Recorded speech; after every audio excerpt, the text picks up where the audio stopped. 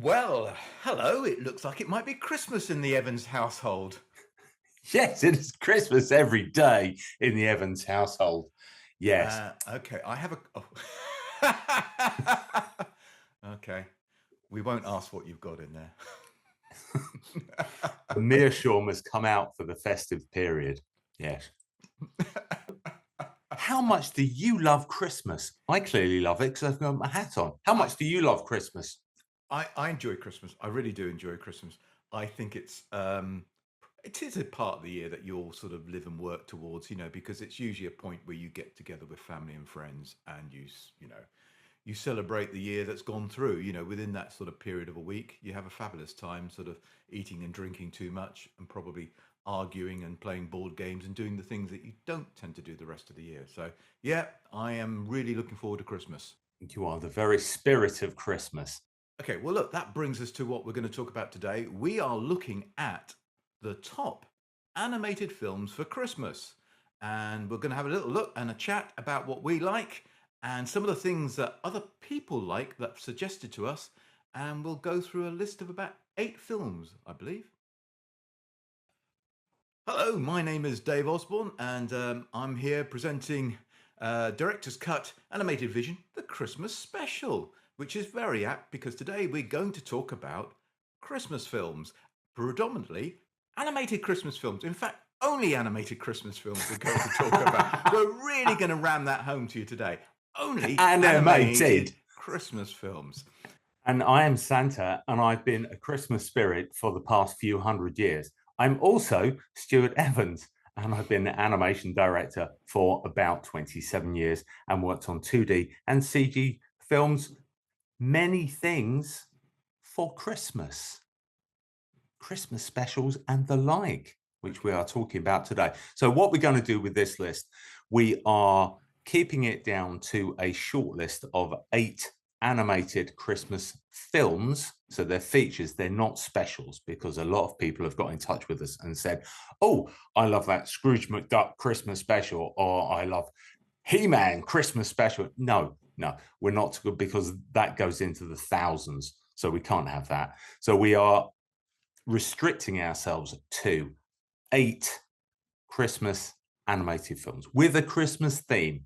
And so we will be discussing those. But first, what are the elements for you, David Osborne, that make a good animated Christmas movie? I think it has to have that core theme of belief and sharing. In the films that really work for me, it's in there. It's that sort of, I don't know, mean just the religious element. I'm not a religious person, but having some belief in that spirit of Christmas and in the sort of moment that it is within within our culture and society. I think that's a good part of what it is. But going through the list, music plays a key element in a number of these films. So yes, I think music is good. I think the other aspect of it is how you can watch it and who you can watch it with. I think one of the great things about lots of things to do with Christmas is that you do it as a community together with your family. And I really feel one of the important aspects is it a film you can watch together at different age groups and enjoy it and get something out of it. So those are my takeaways. How about you, Stuart?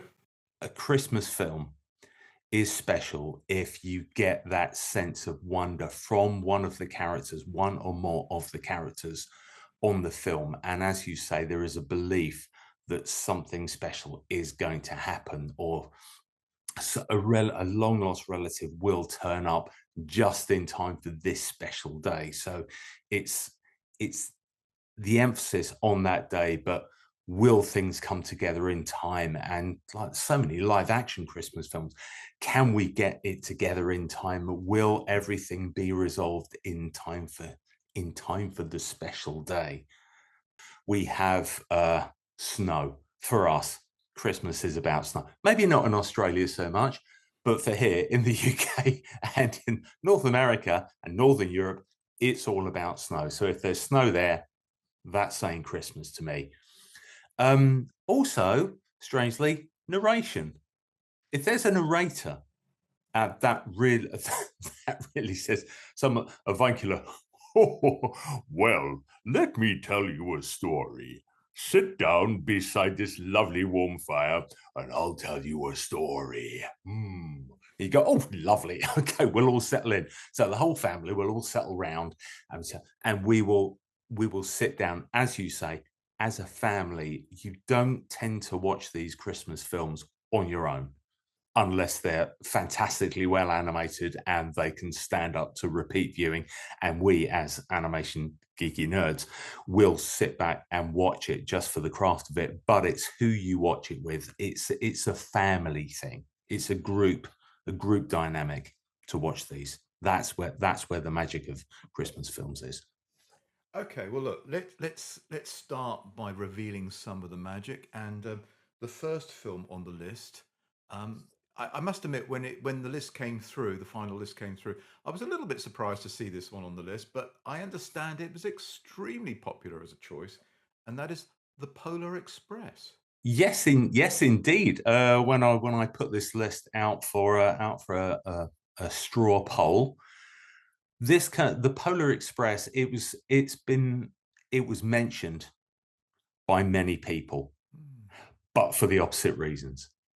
So some people loved it and said that is the true spirit of Christmas, and other people said, really, really not for me. It's a very Marmite film. So you either love it or you hate it. You buy into the whole thing, but I think that the technique does, for me, it creates a little bit of a barrier. I watch it, and whilst I enjoy the performances that are given in the voices, I think the voice work is good. I think the broader blocking of the performances is good.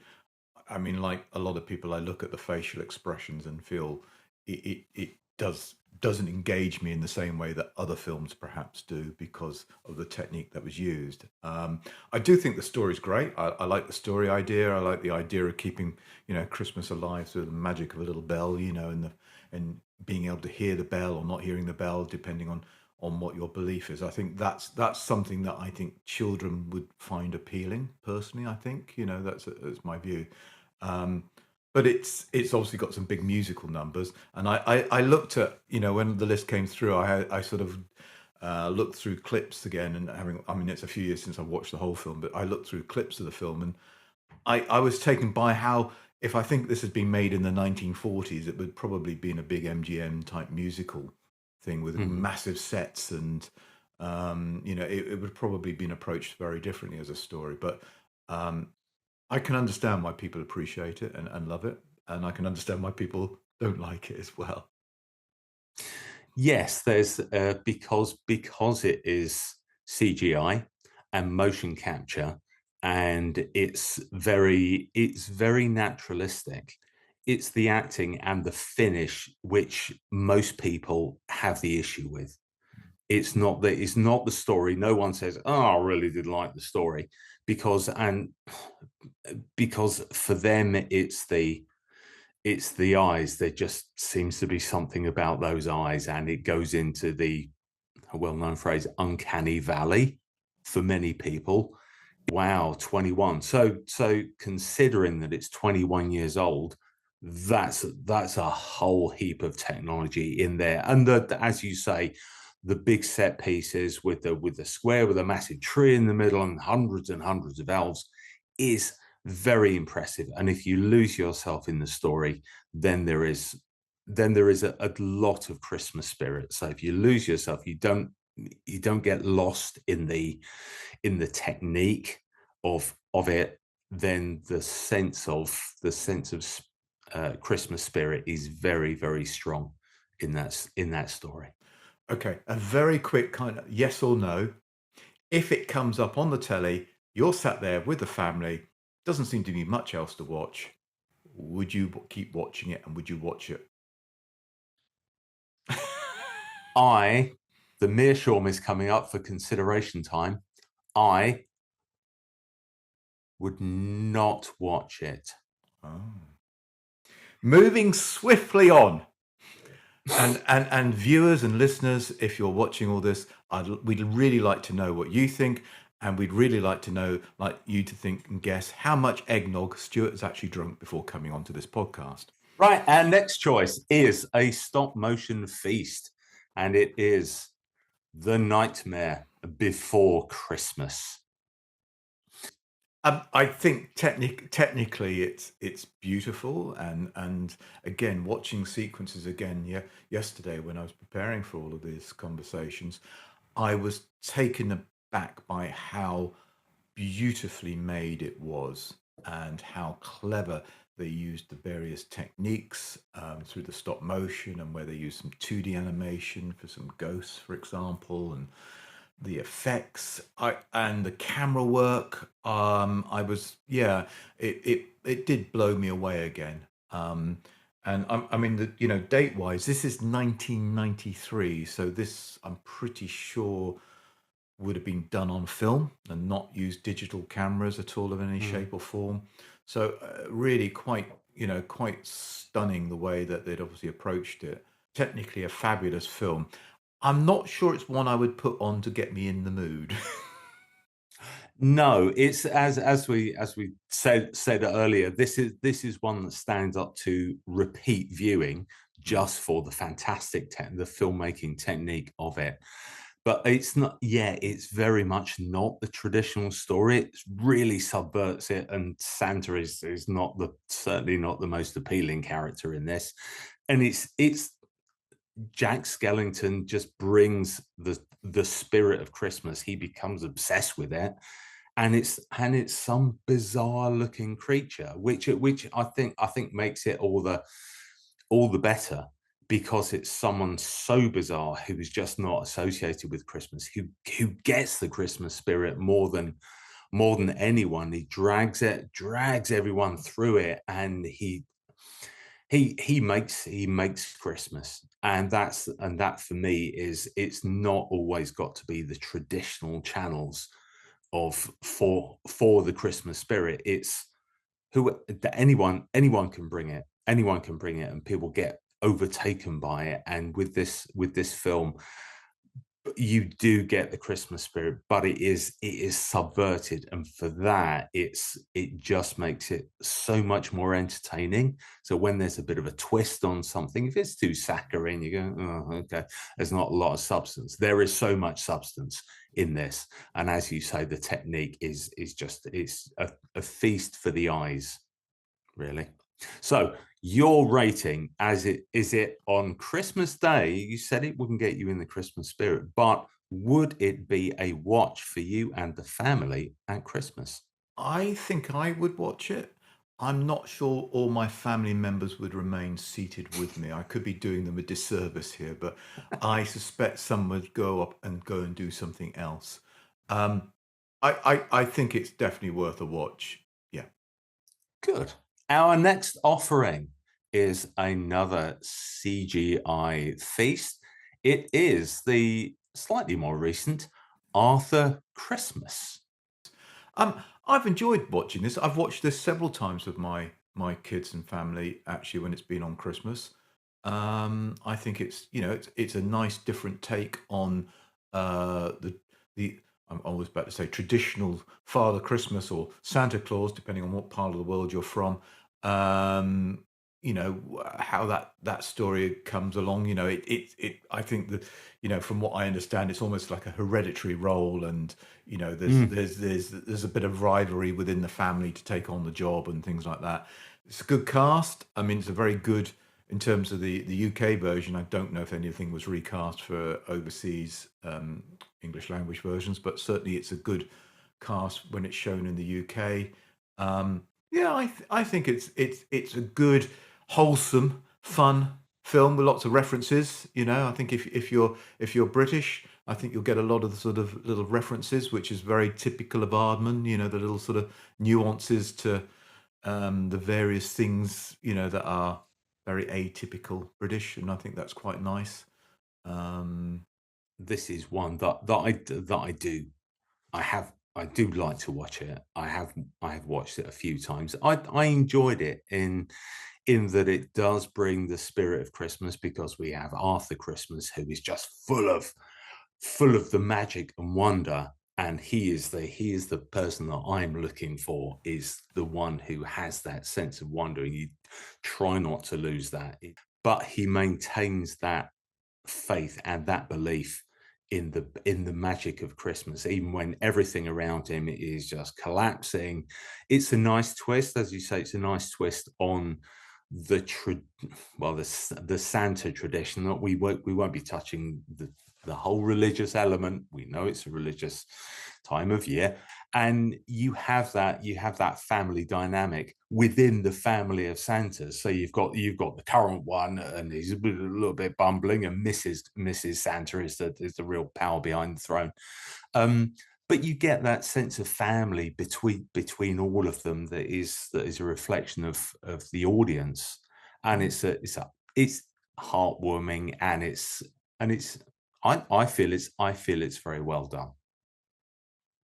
I would agree. So I need to ask you if that one comes up on the TV and you're sat there with your lovely family. Who reaches for the remote control and allows it to play, or who switches it off? I will be reaching for the big on button. I will be watching After Christmas when it comes on. Okay, shall we go for our next one? And that Yes, is indeed. Klaus. Klaus, Claus. Oh, Oh, I've always pronounced it as Klaus. You've pronounced it as Claus. Okay. because because it's an origin story. This is from a few years ago. It's a 2D film that maybe not everyone is fully aware of. The summary is: a selfish and lazy postman is sent to a frozen town in the north. There he meets a toy maker named Klaus. Claus. Mm. And together they deliver toys to children, spreading joy and kindness and turning the town into a festive place. So, really, it's an origin story where we find out how this person, this very large avuncular character, um, becomes Santa Claus, and the whole tradition of gift giving and taking presents and spreading joy. I love the style of it. It's very a high degree of very careful design, and it's got a very specific look. And the for me, the animation is great. Um, but it does bring the sense of the spirit of Christmas. It builds all the way through, and there are so many great characters in it, and there's a lot of humor in it. It's not it's I wouldn't say it's overly heartfelt. It constructs a story, is entertaining. It's not it's There's no sort of real sentimentality in there. It's an entertaining movie, and it's for me it's one of the better ones. It doesn't have the smulch. Is that a word? Smulch? That Smolch. I think I've just made it I've up. got that in the end of my pipe at the moment. I really need to clean it out. It doesn't for me have some of the trappings. I suppose the commercialization of Christmas that some of the other films kind of echo. You know, Father Christmas wearing the red robe, which originates from Coca-Cola. From the turn of the 19th century into the 20th century, from their advertising at that period, where the traditions kind of get reformulated a little bit, through Mm. commercial ventures. Um, and it doesn't seem to have that.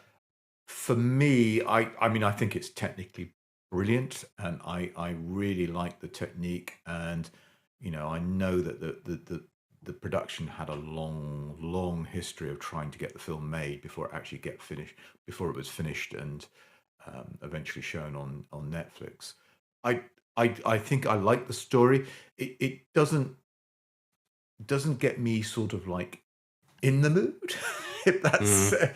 I like watching it. Don't get me wrong. I've enjoyed watching it. Yeah. I think I've watched it twice over the years. It's not one I would go out of my way to watch with the family, but I wouldn't necessarily turn it off. So that would be my take on it, really. Yeah. Okay. So that's a good for you, but not necessarily for the whole family. Yeah, I would agree. Yeah. Okay. Okay. Nice. I'm obviously judging what the rest of my family would be prepared to watch, like we're all doing right You know now. them. Yeah, I know that my family would say, okay, so this is a film that you're watching, and we're going to do literally anything else. And you try it and make them watch it, and they just won't. I said, this is a good film. I said, no. But that's the thing with these. They are good films, and there's the element of Christmas, but does it have that everybody sit around together and watch it? That's a very special ingredient. Thinking about this topic for the last few weeks, about knowing that we were going to try and do something like this, I was thinking about what it is that we as filmmakers and also people that are putting these films and programs out onto television and other you know distribution platforms, you know, do we ever think about how people are watching this? Do we ever consider, are people sat down together watching it? And I really think, one of the films on the list I watched on my own because I'd not actually seen it, and I thought, okay, I found it and watched it, and I wonder what the experience would be like watching it with my family, because it was a good family film, but I was looking at it from one perspective only, and that was, technically, and the storytelling and what it was doing for me as a another filmmaker in that sense. Because everyone has their own device. We are not, as in the old days, gathered around the single television in the house. And what was presented to you was what you sat and watched. And you picked up the Radio Times and you made appointments when the Christmas issue came in, and you circled what you were going to watch. And if it clashed, you had a long discussion about who's going to get the remote button, or has to, before remote, you have to go over and press the button yourself, and who's going to get to watch their program. And it's in order, and no one could sort of go away to the other and say, okay, you watch that, I'm just going to watch this. And it wasn't just about a personal preference. It was a family decision, especially at Christmas. So, if you're at home or with friends or family this Christmas, I thoroughly recommend that you make an appointment to sit down together and watch a film or a television program or an activity together, and not look at your phones as individuals. And I endorse this Christmas message. It's lovely, lovely. And next presentation is, Charlie Brown's Christmas. but this is a 2D offering. So it's very, very traditional looking when you look at it again. When I looked at it again for this, and what you can see exactly how it was made, and it all looks very familiar to the likes of us. And all the way through this, you have that lovely sort of light piano, jazzy music, and the songs, like especially at the start when they're ice skating, which is the kids singing. So Christmas time is here, la la la, and it's so sweet. And you go, oh, that's lovely. It's like a lovely warm hug just to see this rather simply animated characters, but it's the design and the spirit of the traditional Charlie Brown Peanuts strip, with all the regular characters dancing around in the snow, and with all you even get quite early on Charlie Brown sitting down before the little psychiatrist booth with Lucy there, and you go, okay, this is very much not a traditional thing. You're rooting for him as the Charlie Brown as the eternal underdog.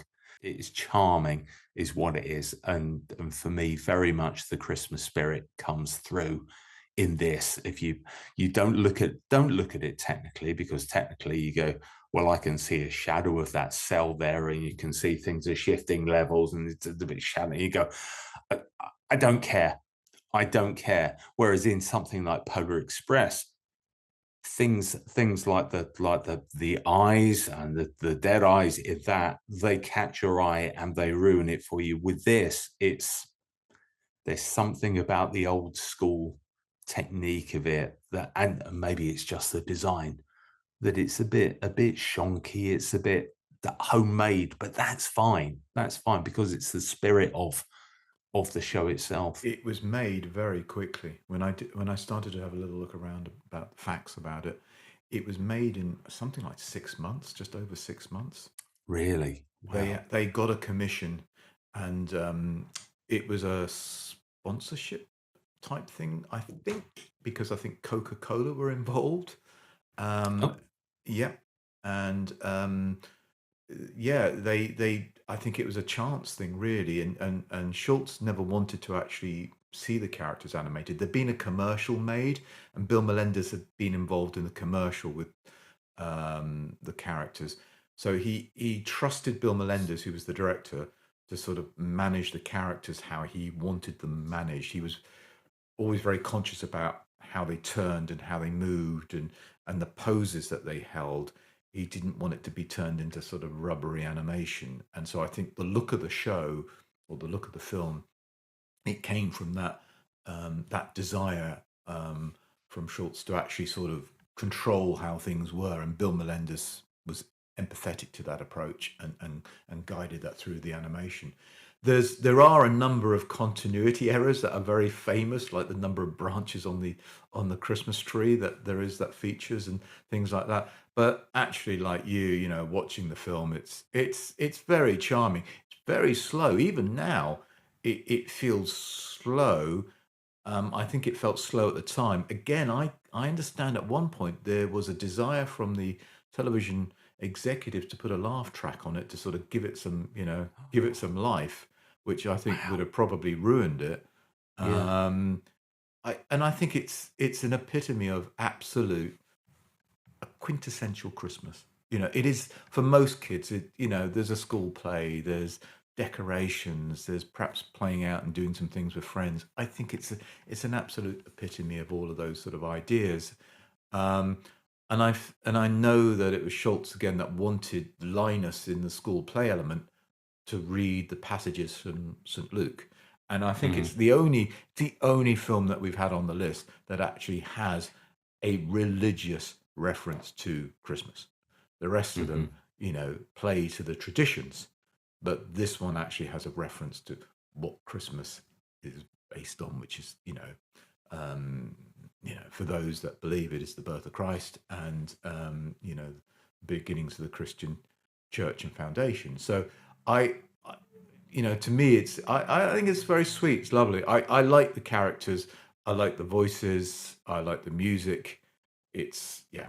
I would probably leave that one on and shield the remote from anybody else in the family from turning it off. So there you go. That's my judgment on it. Excellent. I completely concur. It's very sweet, very charming, and completely in the spirit of Christmas. Our seventh choice is another CGI offering from only last year. I put this in because it's so much more recent than many of the others, and it is That Christmas. And the summary is it's an unforgettable Christmas for the townsfolk of Wellington-on-Sea when the worst snowstorm in history alters everyone's plans, including Santa's. Lots of intertwined family stories leading up to Christmas. What did I think of that? I only watched it recently. I didn't see it last year when it came out. I mean, it's that recent. And I watched it on my own. I wasn't joined by any of my family members. Um, I enjoyed it from a sitting back and enjoying it. From a technical perspective, it was extremely well executed and put together. It's quite a complex story, I think, personally, for and the meaning in the story is quite layered in there. I mean, I see that Richard Curtis was, I think it was based on one of his books, and he actually wrote the script as well. I think with somebody else.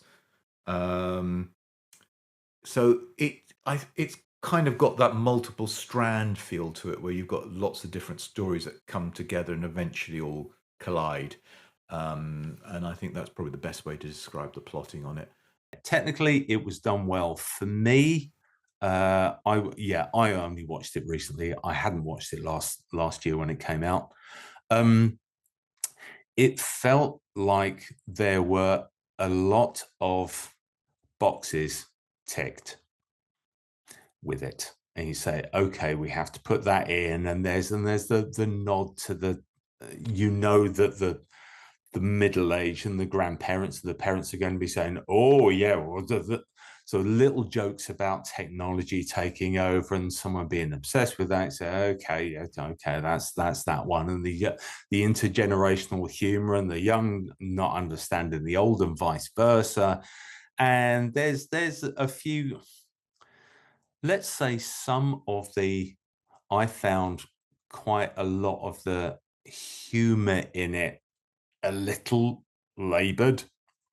Well, And the physical or the no, verbal? it was the verbal. It was the verbal. You go, okay, well, we've got that joke out the way, and let's go on. And it felt a little hard work. Like there were that, again, as I say, there were ticking boxes. We've said that joke, we've covered that subject with that joke, and it was it was a touch on the broad and slightly obvious side for me. Sadly, I mean, I wanted to, Okay. I was invested in the characters, and I like that, but yeah, for me, it's just felt a little flat. Yeah, I know what you mean. I do appreciate what you're saying. I enjoyed it. You know, I watched it from a technical standpoint and enjoyed it. It didn't have the memorable lines, maybe. And I don't know if Mm, that's again because I'm presuming you watched it on your own, and it's, you know, when you laugh out loud at yeah. you laugh out loud at something, and there's a couple of you laugh out loud at the same point. It suddenly has that moment to it. You know, you suddenly get something built into it because, and Mm, that helps your memory to pull it back another stage. You know, so perhaps that was something that was, you know, failing on our part because we didn't view it in that context. But equally, I no, I understand what you're saying. It didn't have a magic to it, which perhaps say After Christmas had, where you had mm. a sort of fantasy element to it. There wasn't any fantasy to it. So okay, um, having talked about it, what are your feelings? We're all on the table there and watching TV. That remote control's on the table. Somebody's hand goes towards that remote control. What do you do? With all due consideration, as a family film that everyone sits around and watches, I will switch it on and watch it with my Okay, family. I okay. wouldn't watch it again on my own. Family Well, film, yes. okay, I agree. It's one to watch with a family and enjoy. Yeah. And now another choice of film. The next one is a classic. It is The Snowman. Yes, I was thinking when I was looking for to find this, and apparently there is another one, and it's called The Snowman, and it's from more recently, and it's not about snowmen at all, not about traditional stuff. It's another type of snow completely. So that was disturbing. Anyway, this So is the what you're saying is 2D. don't watch that one with the kids, for God's sake. Watch the other one. Watch the 2D 1982 version of The Snowman from the Raymond Briggs book. I can't say anything other than very, very good things about this. This has been part of my family tradition for many, many years. My late mum loved this film, so anytime I was there over the Christmas period and it was on, she'd go, "Well, is the Snowman on, David? Can we watch it?" And I'd find it in the schedule, and we'd sit and watch it together. And I think for her it was because the Christmas that was represented there was something that she could remember. You know, very simple Christmas presents. You know, a Mhm. scarf or, you know, little items that were very kind of simple, a very, you know, warming world of, you know, love and care. And I feel that that was, I think those were the values that she identified with. Mm. And I think as a family, if it's on, and I think, oh, I've seen it so many times, I just find myself just sitting there and watching it and waiting for that moment when that boy and that snowman leap from the ground, and that music soars, and Steve Weston's animation takes off, and we fly over Brighton and the pier and the boat, and then up towards the Arctic and the whales and everything, all of those Caran d'Ache pencils that they must have got through. Yes, goodness. I'm look, it's for me, it is one of the items when I go to get things out of the loft for Christmas, all the Christmas decorations. I am thinking, yes, I will probably watch The Snowman once again, even though I probably keep saying to myself, I've seen it enough times, I don't need to see it again. I will probably watch it again. Yeah. Exactly what we were saying earlier. It's that memory. You have that memory of sitting and watching it with your mum. And that's one of the key things about the success of a Christmas movie is who you watch it with. This has so many of the key elements of, wow, plenty of snow, the modern traditions, the harking back to a simpler time when it's just, yeah, it was just, oh, I've got a new scarf, yay, and that's all you've got, and that's it. And it's, for us, it was, for our sort of age group, it was, we can still remember when it was a lot simpler then. um it will be interesting to see whether it would appeal to younger people now, whether people like in their 20s or 30s, whether they would appreciate as much. I mean, you would appreciate the artistry of it. And in a previous podcast, we talked about the uh, heritage animation and the old craft, which studios like Lupus are keeping going with just astonishing detail, and every single frame of that is a picture in itself. And yeah, the amount of color pencils that they must have got through, and it's boiling and bubbling, and it's life all the way through. And it has got the elements of snow, it's got magic, it's got wonder, it's got Father Christmas turns up, a jolly fella, and it's everything that a child would want for Christmas. Meeting Father Christmas, building a snowman, that comes to life. The whole basis of Toy Story, you have something that you've built, that you have got, that it comes to life. That's one of the childhood dreams. Oh, I could play with, oh, amazing. And it's got, yeah, so clearly for you, but also for me, it has that magical element of, if it's on, you almost feel compelled to watch it, because it is almost the spirit of Christmas. Everyone sits and watches that together. It's a special experience. So I don't need to ask you that when this is anywhere near Christmas or anywhere near Christmas, even if it's not on the schedules, will you be finding time to watch a snowman with your family this Christmas? Well, let's put it this way. Anybody's hand who goes near that remote control to turn it off when it comes on, I will wrap Sealy with the nutcrackers. Wow. So Wow. Hopefully the metal ones. yeah, No. yeah. No, yeah. If it comes on, I'm pretty sure I will sit there and watch it as always, and enjoy it, and think about past Christmases, think about mum, think about all of those things. Yeah. So yeah, for me, it's a great film, and it's interesting. Two of the films that I think we felt quite appreciative of the emotional content have been, as you described them, heritage films. They were hand drawn. They were done by people very directly who cared and cherished about the characters and the ideas that they were presenting. And they both lasted in their own way. They're both.